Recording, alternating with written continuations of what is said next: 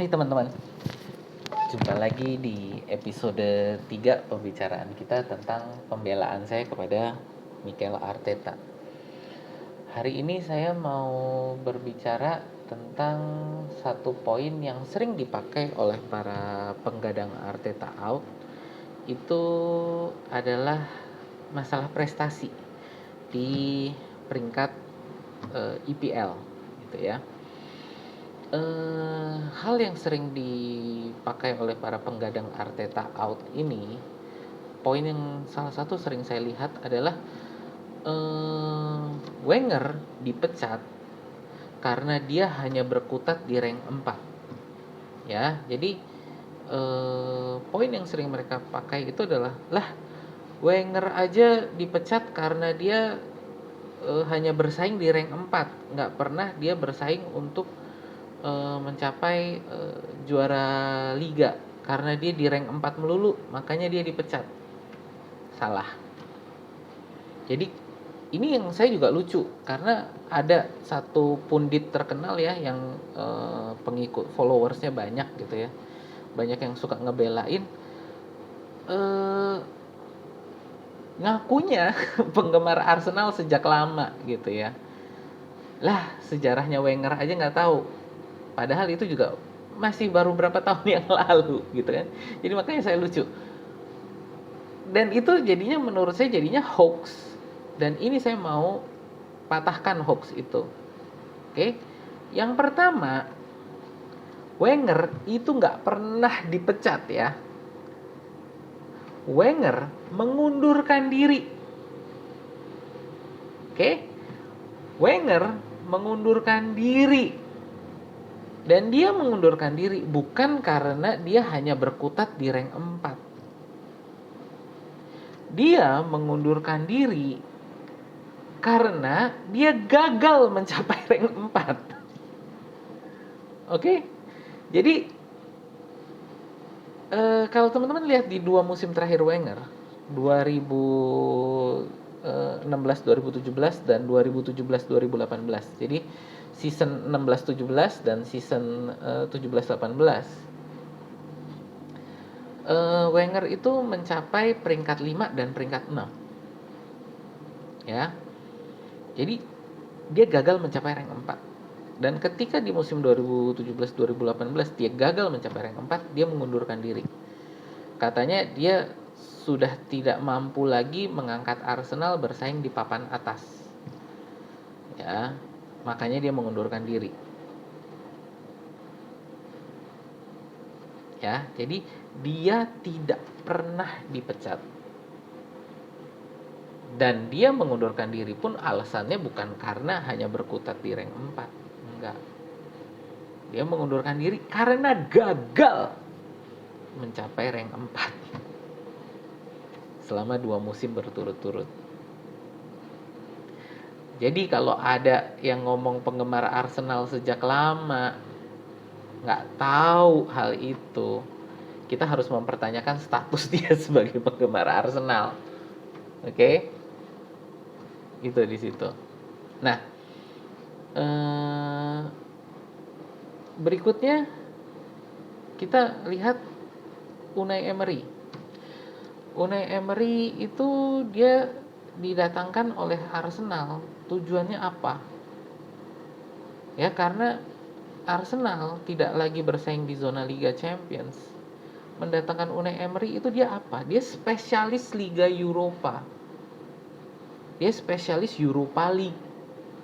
Arsenal mendatangkan dia karena pengen masuk zona Liga Champions melalui Europa League.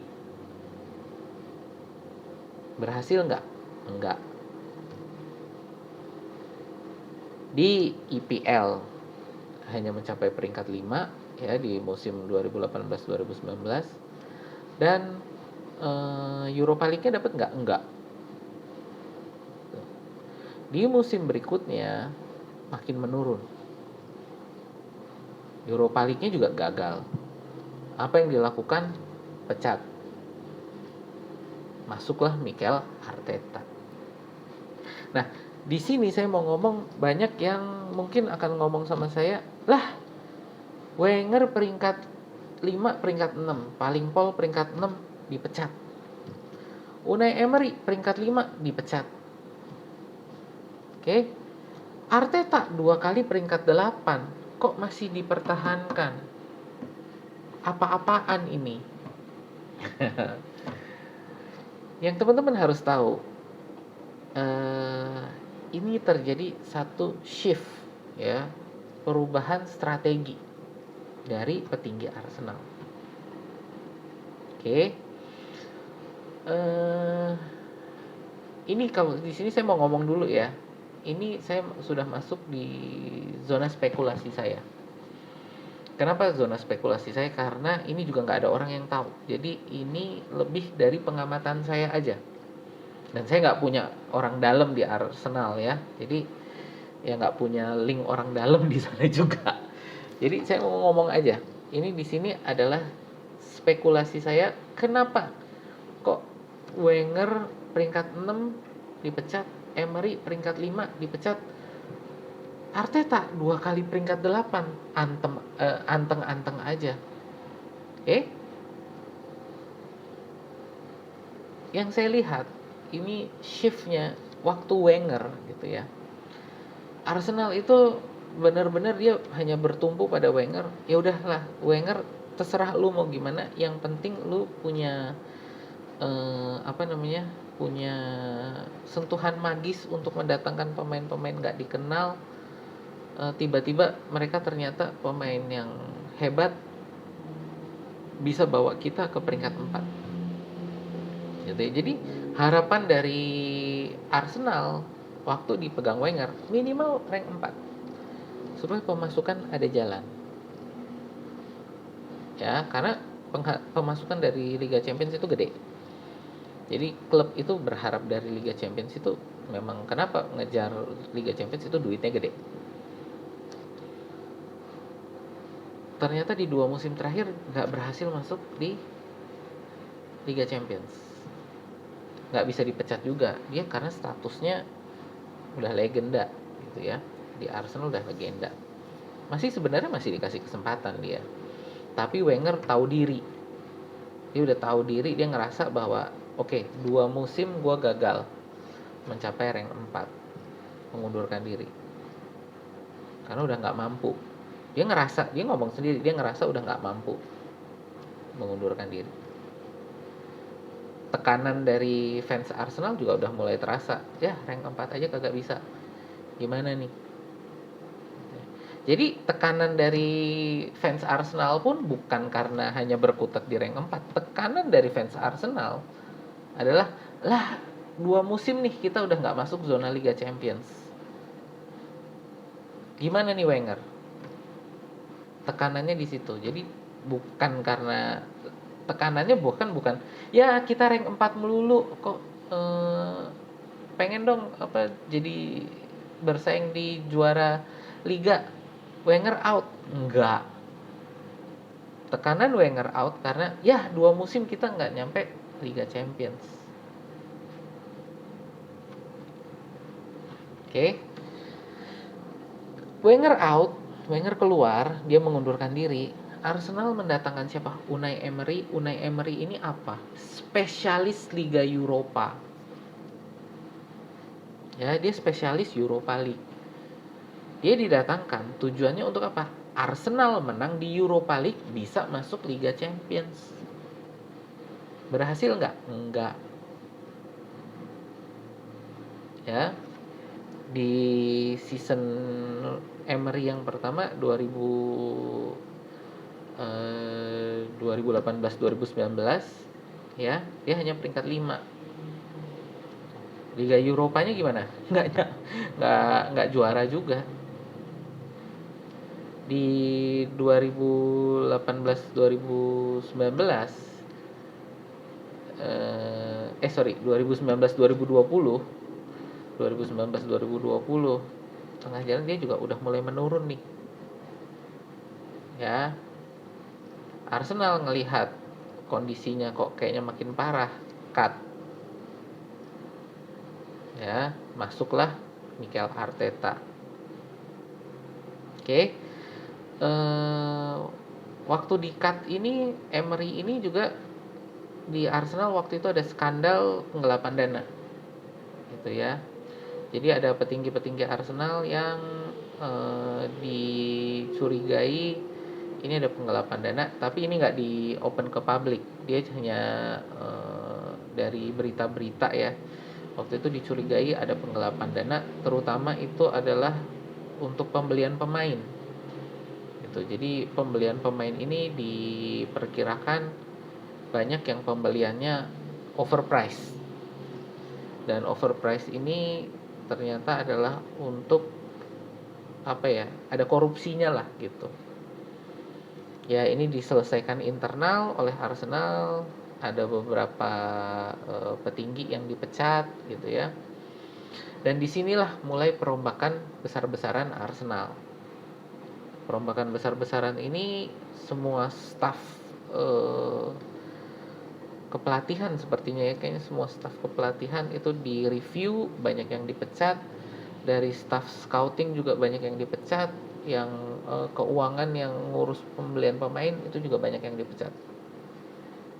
Masuklah orang-orang baru kan, Arteta, Edu. Nah, tadi poinnya Wenger peringkat 6 dipecat, Emery peringkat 5 dipecat. Arteta kenapa peringkat 8 2 musim berturut-turut kok nggak dipecat? Ada apa ini? Spekulasi saya adalah Arsenal ini mau meniru Barca. Jadi kita mau ngomong bukan hanya untuk 1-2 musim. Kenapa Arteta begitu dipercaya? Karena dia bukan untuk jangka pendek. Emery tadi jangka pendek, juara Liga Eropa. Nah dia karena jangka pendeknya nggak berhasil ya out. Tapi Arteta ini proyek Arsenalnya jangka panjang. Kita mungkin ngomong untuk 5-8 tahun ke depan. Ya. Tadi yang saya bilang, mau mengemulasi Barca. Ya. Barca itu sebenarnya dia yang kenapa dia begitu berhasil dan begitu dominan di di sepak bola Eropa. Padahal dia juga bukan tipe yang bukan tipe yang digelontorin duit oleh pemilik kaya raya. Barca itu klub yang dipunya oleh masyarakat.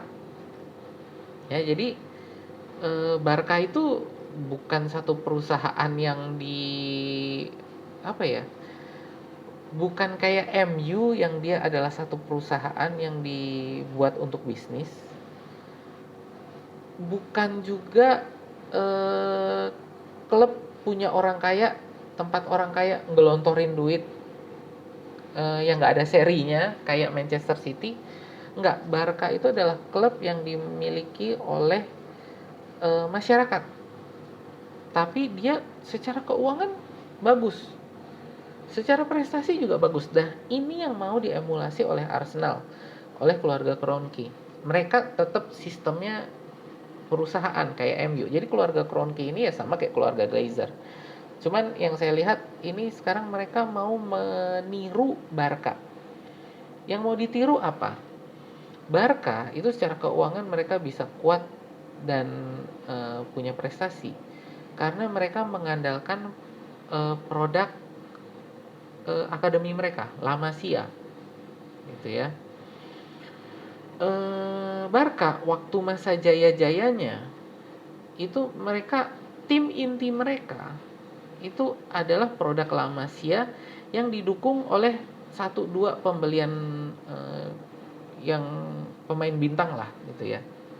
Jadi produk La Masia yang didukung oleh pembelian beberapa pemain bintang. Tapi yang utama bukan pemain bintangnya. Yang paling utama adalah produk La Masia yang menjadi bintang. Beda dengan Real Madrid. Real Madrid, mereka kesuksesannya apa? Beli pemain bintang, gelontorin duit. Oke, Arsenal nggak mau kayak gitu. Ya, sekarang yang dimau oleh Arsenal produk Hell End, Akademi Arsenal, yang nantinya didukung 1-2 pembelian pemain bintang. Makanya Arteta beli pemain, sekarang beli pemain muda. Edu ngejarnya sekarang pemain U21, U18 untuk dimasukin ke mana? Masukin ke HLN. Ya, jadi kalau strateginya seperti itu, sebagai klub nanti bisa lebih berkesinambungan dan secara penghasilan juga lebih bisa bagus. Kenapa? Karena nanti dari produk-produk akademi ini yang nggak bisa mencapai tim inti bisa dijual, gitu kan? Bisa dijual ke tim-tim lain, gitu. Nah, makanya kenapa Mikel Arteta ini kok dipercaya banget untuk bukan dipercaya banget ya, lebih ke lah cuman peringkat 8 2 kali, kenapa dia masih dipertahankan? Nah, sekarang musim ini belum selesai, baru mau sampai peringkat 4 pun kan belum pasti ya. Jadi peringkat 4 pun belum pasti, kok sudah mau dikasih perpanjangan kontrak? Karena tadi proyeknya proyek jangka panjang, bukan jangka pendek. Wenger sudah mencapai titik jenuh. Dia mengundurkan diri, kenapa? Dia sudah mencapai titik jenuh. Udah nggak kuat lagi. Emery proyeknya jangka pendek, dan proyek jangka pendek ini Emery ternyata nggak berhasil keluar. Sekarang Arsenal proyeknya jangka panjang. Nah, saya sendiri juga sebenarnya memperkirakan Arsenal itu baru bisa bersaing untuk memperebutkan 4 besar. Itu sebenarnya perkiraan saya musim depan, bukan musim ini. Musim ini saya pikir tadinya ya peringkat 5, peringkat 6 lah. Ternyata mampu merangsek ke peringkat 4. Ya memang belum final, tapi chance-nya untuk bisa mencapai rank 4 ini luar biasa, chance-nya udah cukup besar.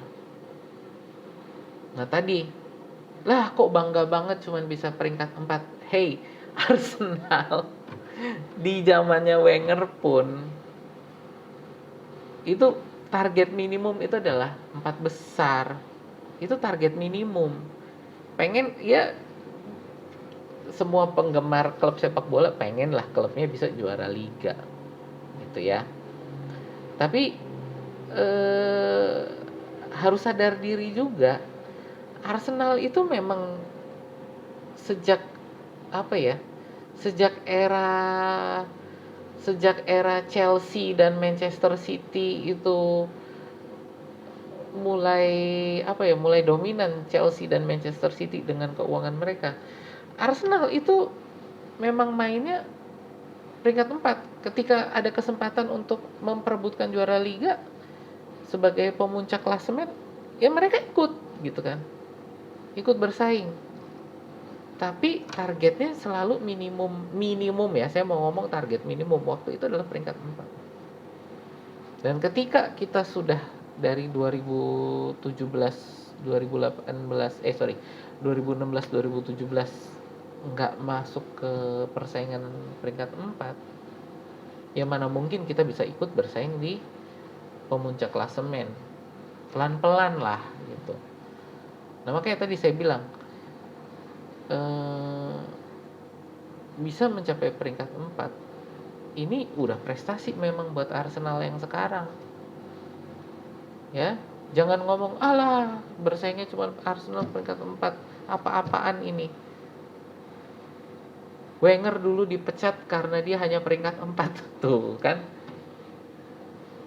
apa yang saya bilang di depan tadi, Wenger gak dipecat karena peringkat 4. Jadi jangan ngaku-ngaku penggemar Arsenal lah kalau nggak ngerti sejarah Wenger yang itu aja, yang kita baru 2016-2017 ya, baru 2017 2018, baru berapa tahun yang lalu itu, 4 tahun, baru 4 tahun udah lupa sejarah, ngaku-ngaku penggemar Arsenal sejak tahun 90 80-an. Aduh, kan lucu. 4 tahun yang lalu aja udah lupa ngaku-ngaku penggemar Arsenal dari 80-an. Gitu loh. Jadi